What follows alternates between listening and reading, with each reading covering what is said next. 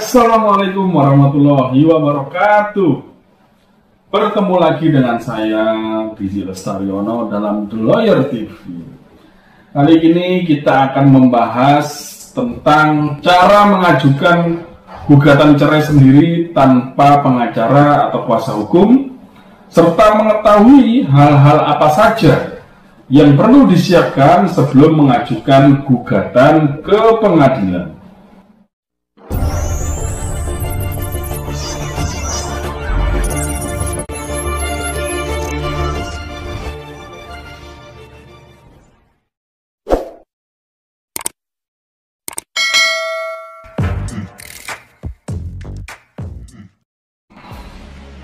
Hal-hal yang perlu dipersiapkan sebelum mengajukan gugatan,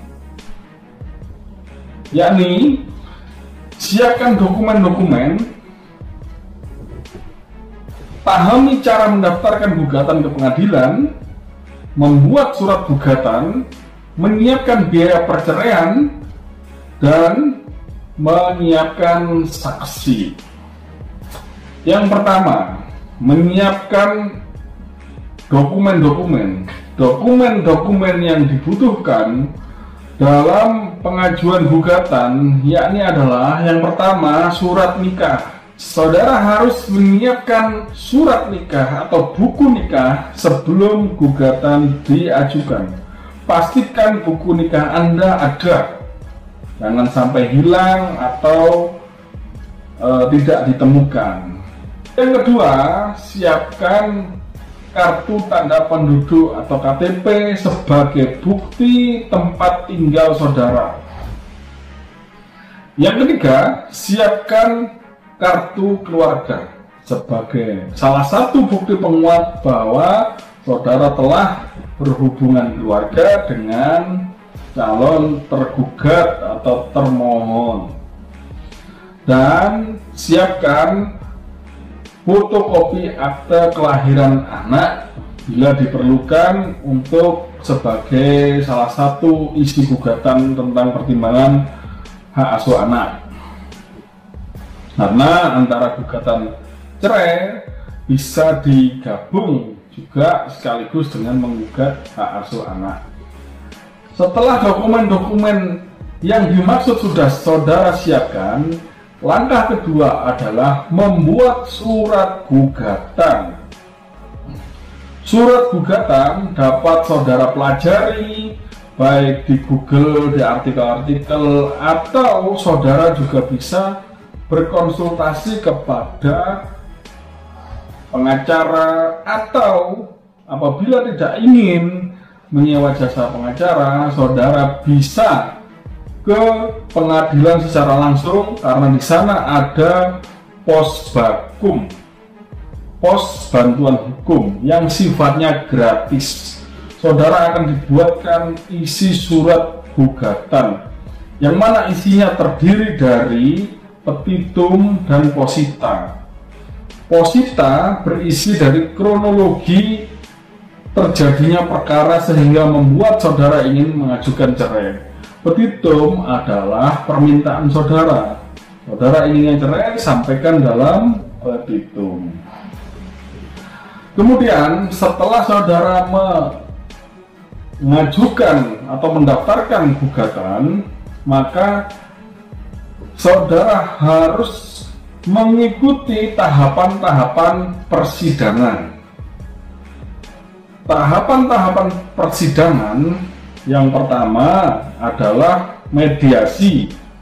Yang kedua, laporan hasil mediasi dan pembacaan gugatan. Sidang yang ketiga, jawaban gugatan dari pihak yang digugat atau dimohonkan untuk diceraikan. Yang keempat adalah replik.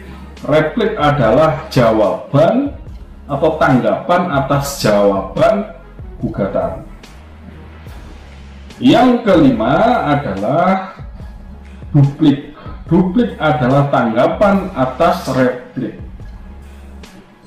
Setelah itu, yang keenam adalah pemeriksaan bukti dan saksi.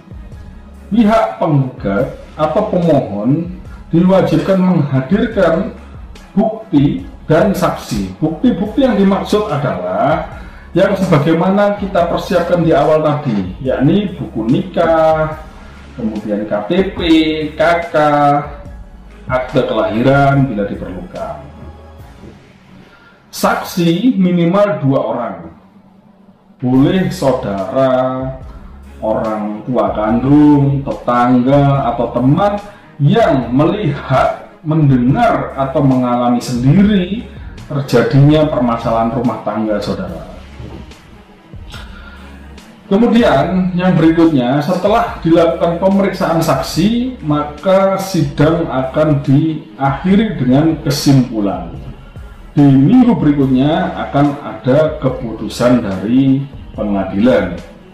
Sehingga demikian tahapan-tahapan persidangan yang harus saudara siapkan, mulai dari penyiapan dokumen hingga persidangan yang mana dalam tahap pengambilan keputusan bisa memenangkan, mengabulkan gugatan saudara, atau juga bahkan bisa menolak gugatan saudara, tergantung dari materi isi gugatannya. Apakah sudah sesuai dengan Undang-Undang Nomor 1 Tahun 1974 dan kompilasi hukum Islam atau belum.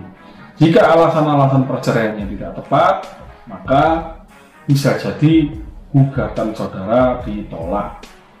Demikian dari saya, kurang lebihnya mohon maaf. Wassalamualaikum warahmatullahi wabarakatuh.